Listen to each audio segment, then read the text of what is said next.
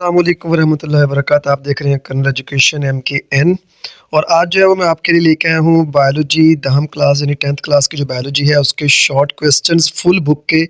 यानी पहले मैं जो है वो चैप्टर वाइज वीडियोस अपलोड करने लगा था, लेकिन अभी क्योंकि आप लोगों के पास टाइम नहीं है और एग्ज़ाम्स जो है वो बहुत जल्द होने वाले हैं, रमज़ान के अंदर ही जो है वो आप लोगों के एग्ज़ाम्स है 2023 के।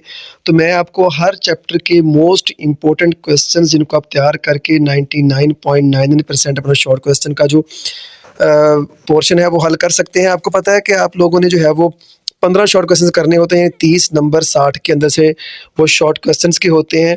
तो मैं किस चैप्टर के अंदर से कौन-कौन सा जो है वो शॉर्ट क्वेश्चन बन सकता है वो मैं आप लोगों को बताऊँगा। बस जल्दी से जो है वो अगर आपने हमारा चैनल सब्सक्राइब नहीं किया तो सब्सक्राइब कर दीजिए, बेल आइकन प्रेस कर लीजिए ताकि आने वाली सारी वीडियोज़ आप तक पहुँच सकें। मैंने पहले वीडियोज़ जो है वो अपलोड की थी, लेकिन हुआ ये कि बाय मिस्टेक मुझसे सारी वीडियोज़ डिलीट हो गई। तो अभी आप लोगों के फ़ायदे के लिए जो है वो मैं जल्द से जल्द जो है वो एक ही वीडियो के अंदर आप लोगों को बता रहा हूँ।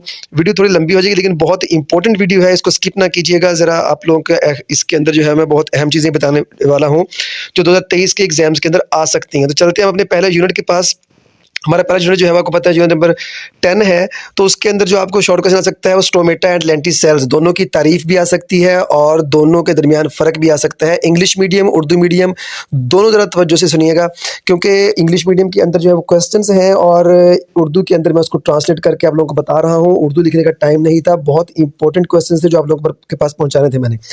तो अब आगे देखिए, जितने भी पंजाब बोर्ड्स हैं, यानी आप किसी भी पंजाब बोर्ड से हैं, लाहौर से हैं, रावलपिंडी से हैं, सरगोदा से हैं या किसी भी तरफ से हैं, फैसलाबाद से हैं, तो ये आपके लिए बहुत ही अहम होने वाली है वीडियो। तो वीडियो के अंत तक ज़रूर देखिएगा। वीडियो को शेयर भी कर सकते हैं, आप स्क्रीनशॉट भी ले सकते हैं, नोट भी कर सकते हैं, निशान भी लगा सकते हैं।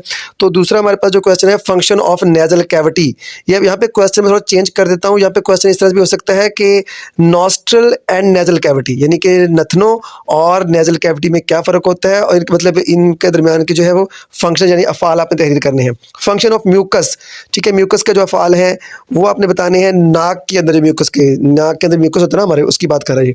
Difference between respiration and breathing, यानी आपने अम्ल तनफ़ुस यानी सांस लेने और आपने गैसों के तबादले, इन दोनों के दरमियान आपने फ़र्क करना है। व्हाट इज़ डायाफ्राम, डायाफ्राम क्या होता है, ठीक है, कहाँ पाया जाता है, इसकी लोकेशन भी पूछी जा सकती है आपको, और इसके फंक्शन क्या है, इसका फेल क्या है वो भी पूछा जा सकता है आपसे।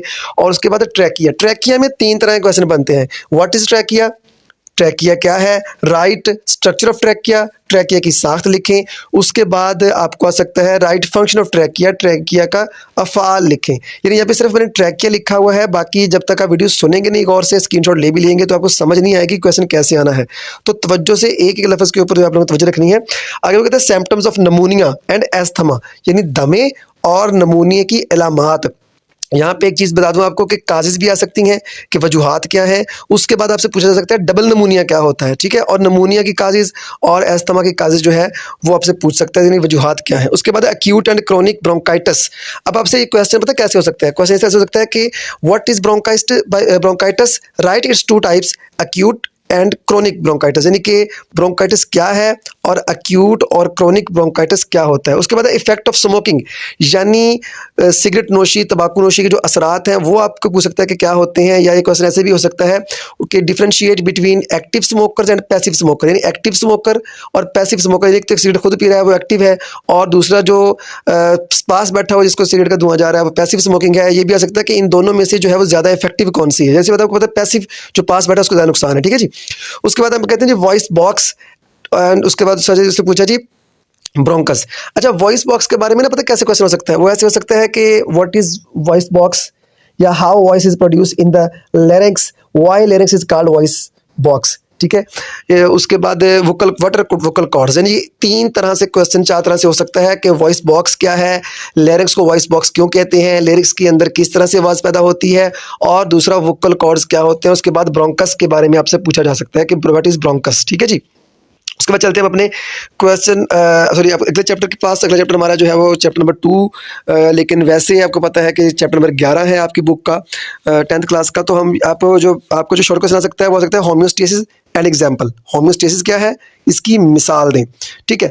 Difference between osmoregulation and thermoregulation, यानी ऑस्मोरेगुलेशन और थर्मोरेगुलेशन में फ़र्क। यहाँ पे एक बात बताऊँ आपको मैं, फ़र्क हमेशा लाइन लगा के लिखना है। अगर आप लाइन लगा के दोनों चीज़ों को सेपरेट नहीं करेंगे तो एग्जामिनर के पास ये अथॉरिटी होती है कि वो आपके क्वेश्चन को गलत कर दे।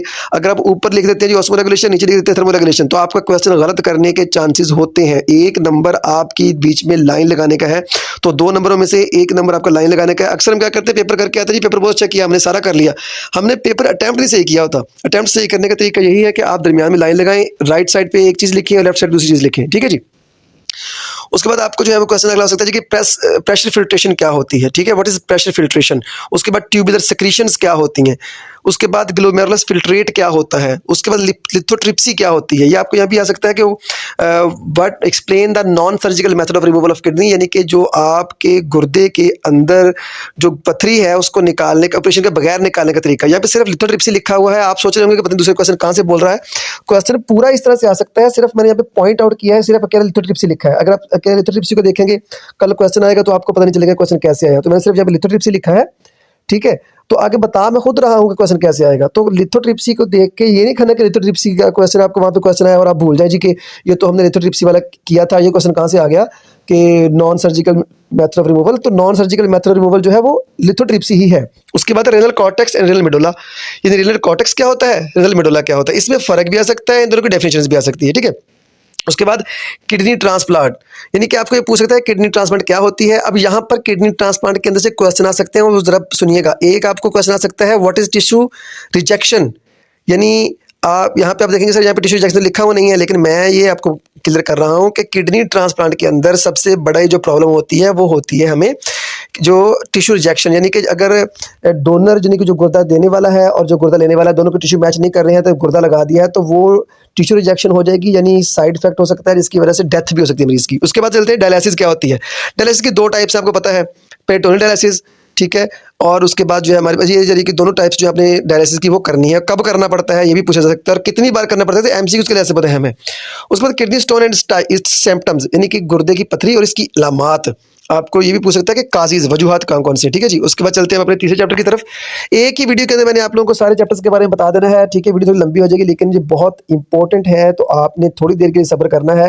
लेकिन आप बोर्ड के एग्जाम्स के अंदर इंशाल्लाह 99.99% पेपर करके आएंगे, यानी 60/60 लेने के चांसेस जो है आप लोग के 99.99% होंगे। मैं बाद में लॉन्ग क्वेश्चंस की भी वीडियो मैं जो अपलोड करूंगा, लेकिन वो जरा छोटी होगी, लेकिन ये थोड़ी लंबी होगी, लेकिन आप लोगों के लिए फायदे की चीज़ है ये।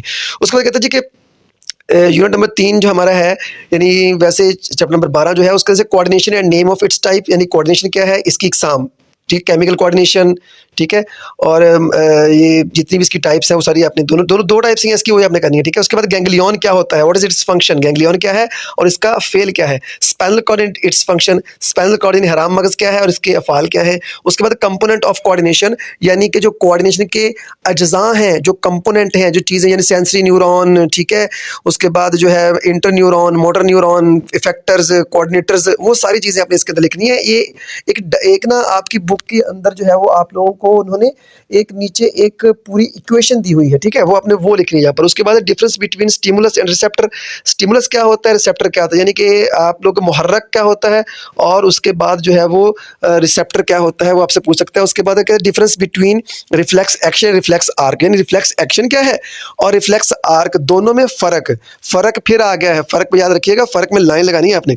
उसके बाद है somatic and autonomic nervous system, somatic nervous system क्या होता है, ऑटोनॉमिक नर्वस सिस्टम क्या होता है। अच्छा, इसके अंदर चीज़ याद रखिए, अपने वॉलंटरी और इनवॉलंटरी जो है ना एक्शंस, वो भी पूछे जा सकते हैं। अभी आपने फिर कहना सर यहाँ पे आपने मेंशन नहीं किया हुआ, लेकिन मैं बोल के बता रहा हूँ, मैं स्किप नहीं कर रहा हूँ, सिर्फ मैं इसलिए चीज़ें नोट पॉइंटेड की हैं ताकि मुझे भी याद रहे और मैं आपको बता सकूँ। तो आपने वीडियो सुनेंगे तो आपको याद होगी, अदरवाइज आपको याद हो जाएगी, ये मुमकिन नहीं है। उसके बाद आपसे पूछा जाएगा मायोपिया क्या होता है एंड हाइपर मेट्रोपिया क्या होता है, ठीक है।